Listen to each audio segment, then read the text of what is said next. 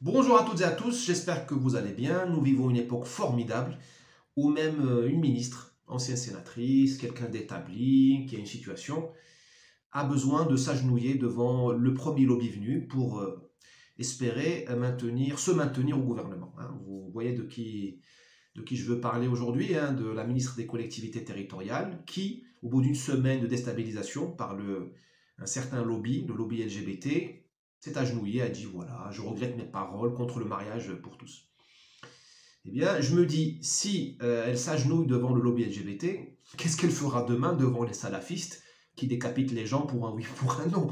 Qu'est-ce qu'elle fera demain devant les grands lobbies mondialistes, devant le lobby pharmaceutique, devant le complexe militaro-industriel, devant les Russes? On nous dit les Russes sont méchants, voilà. Les Russes sont armés, ils sont méchants, si j'en crois Monsieur Macron. Le lobby LGBT et le lobby de l'amour, l'amour libre. Ben oui, s'il terrorise une ministre au point où elle s'effondre, imaginez ce que cette ministre va tenir. Imaginez devant le lobby du BTP, puisqu'on parle de collectivité territoriale, qu'est-ce qu'elle va faire demain devant le lobby du BTP? Voilà, je pense qu'elle va trembler comme une feuille. C'est très grave quand même. On est gouverné par ces gens-là. Ce sont nos leaders. Nos leaders n'ont pas de leadership, nos leaders n'ont pas de colonne vertébrale, nos leaders ne sont pas solides. Ils sont gouvernés par des gaz, des vapeurs, du néon.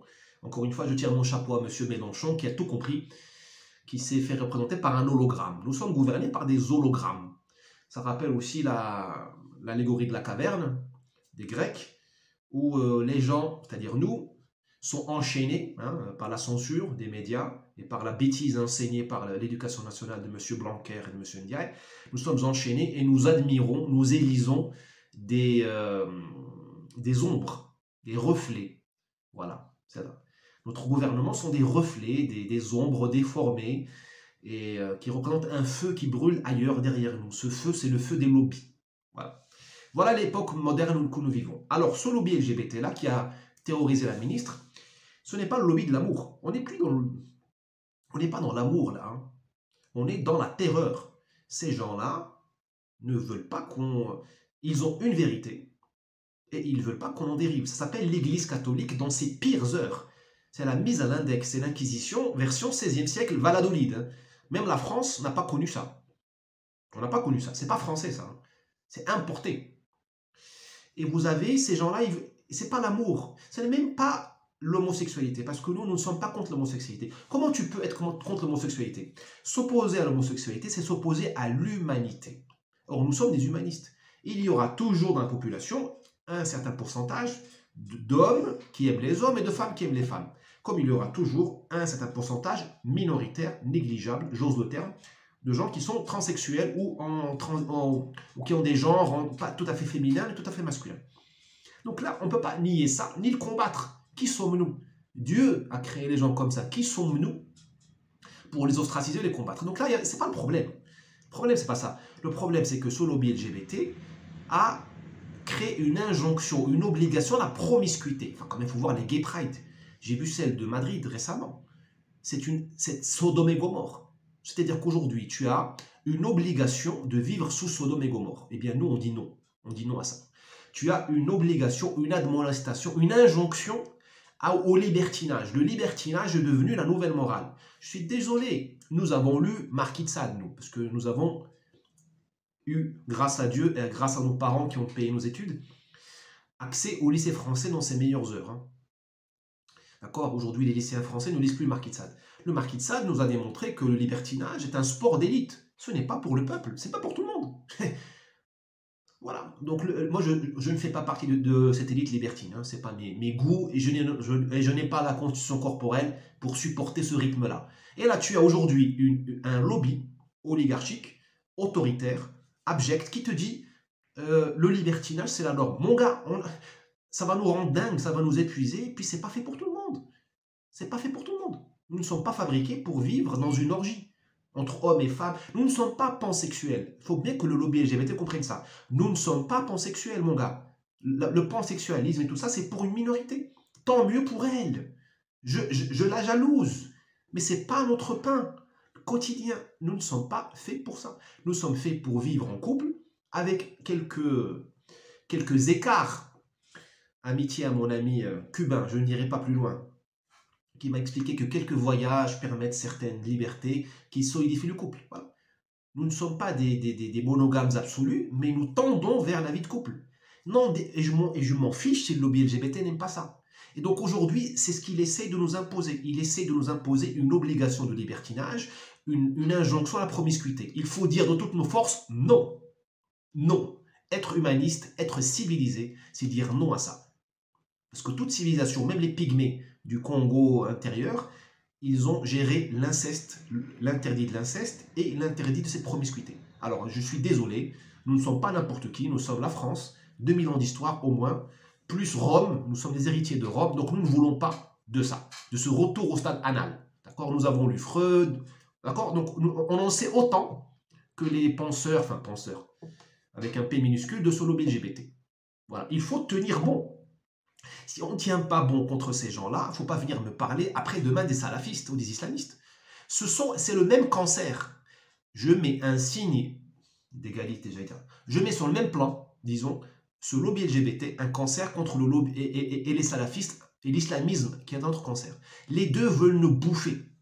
Ils veulent nous bouffer. D'ailleurs, les deux ont le même principe d'action. C'est-à-dire, ils commencent tous par je suis une petite femme voilée, je me voile pour ma liberté, donc vous devez m'aimer, vous devez me laisser aller à l'école voilée. Et nous, comme nous sommes des bonnes poires, trop bons, trop cons, on dit oui, par gentillesse. On a dit la même chose pour le mariage pour tous. L'égalité, on a dit d'accord. 10 ans plus tard, tu te fais coffrer parce que tu n'es pas d'accord avec le mariage pour tous ou avec la promiscuité pour tous. Tu te fais coffrer aujourd'hui en France pour ça. Ça s'appelle l'homophobie, c'est un crime. Les islamistes, c'est pareil. Aujourd'hui, tu es islamophobe si tu ne veux pas que ton employé soit voilé, ou si tu es un directeur d'une école publique, un primaire, qui ne veut pas que les élèves viennent voilés. Tu es voué aux gémonies, tu es sous protection policière. Voilà, donc c'est les mêmes techniques, j'allais dire de fils de, fils de paix, c'est les mêmes techniques de fils de paix. D'accord? Et nous payons notre gentillesse, nous sommes trop nobles. Il aurait fallu distribuer des baffes à temps. Là, il est déjà un peu trop tard. Deuxième parallèle entre l'islamisme, salafisme et le lobby LGBT, c'est le recouvrement. J'étais frappé à Madrid par le recouvrement systématique des façades par l'immonde drapeau arc-en-ciel. L'immonde, qui ne signifie rien du tout.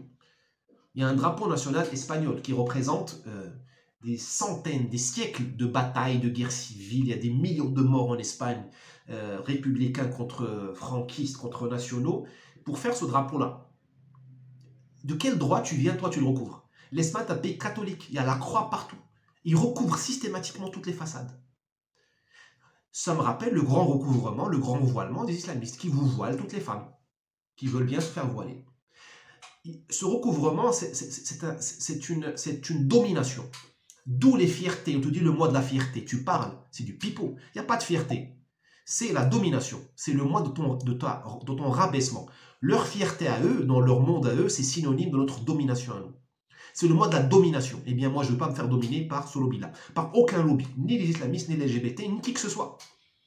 Nous avons l'allégeance à notre Dieu, moi, en tant que Marocain, à notre sultan, et à la République française, à la civilisation française. Ça me suffit. Moi, je ne peux pas, et je ne veux pas faire allégeance à qui que ce soit, ni aux islamistes, ni aux LGBT, ni demain au lobby militaire, écologiste. On ne peut pas et on ne veut pas.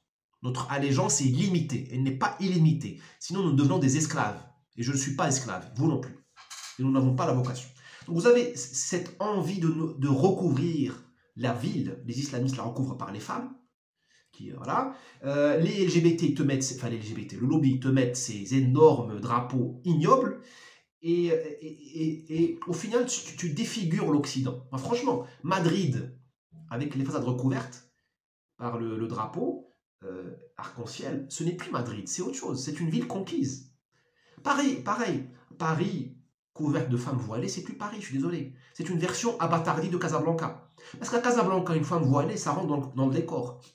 Et voilà le grand problème. On va faire de nous des gens stériles. C'est comme la transition de genre. Quand tu prends un homme, tu te transformes en femme, tu peux y arriver, mais il est stérile. Quand tu prends une femme, tu te transformes en un homme, tu peux y arriver, mais elle est stérile. Aujourd'hui, nous stérilisons l'Occident. C'est-à-dire que quand tu mets une femme voilée en Occident, Tu stérilises l'Occident parce qu'elle ne sera ni une musulmane authentique, ni une occidentale authentique. Tu fais juste une gabegie. Tu stérilises un sol qui était jadis fécond. Voilà. Il faut être ouvert, il faut être tolérant, mais il ne faut pas déconner. Et là, on déconne à fond. On ne peut pas toucher notre essence. Vous êtes des occidentaux, il ne faut pas toucher. Donc, vous n'êtes pas des musulmans. Je le répète, parce que je crois que c'est nécessaire. Vous êtes des occidentaux, vous n'êtes pas des musulmans. C'est très simple. Énoncez comme ça et tenez bon. D'accord? Et nous sommes des humanistes, mais nous ne sommes pas des gens stériles en puissance. Nous ne sommes pas des libertins, ni des queutards pour dire les choses très clairement. Cette injonction-là à la stérilité, comme je viens de le dire, et au libertinage, n'est pas du tout... Enfin, elle n'est pas occidentale, elle n'est pas humaine, et c'est pas la France. Point final. D'accord? Ce n'est pas la tolérance. La tolérance, c'est pas ça. Tenez bon. Et tenez bon mieux que l'autre ministre qui a... Voilà. Moi, franchement, à sa place, ayant la situation qu'elle a eue, elle était sénatrice, donc elle a une retraite de sénatrice, mais tu te casses. Tu démissionnes. À quoi bon? Qu'est-ce que tu as? D'ailleurs, quelle est la marge de manœuvre dans un gouvernement de LREM, c'est-à-dire un gouvernement de collaboration avec avec Berlin? J'allais employer des mots connotés. Un gouvernement de collaboration avec Berlin. Qu'est-ce que tu vas faire dans l'aménagement du territoire? Tu vas rien faire. Donc casse-toi, prends ta retraite. Au moins garde un peu d'honneur au lieu de te soumettre à un lobby qui ne donne rien. Cette soumission est inutile. Le lobby LGBT s'en fout complètement de la condition des gays de France.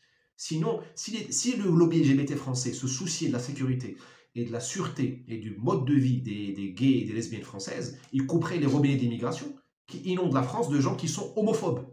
Voilà, j'ai tout dit, je pense. À demain.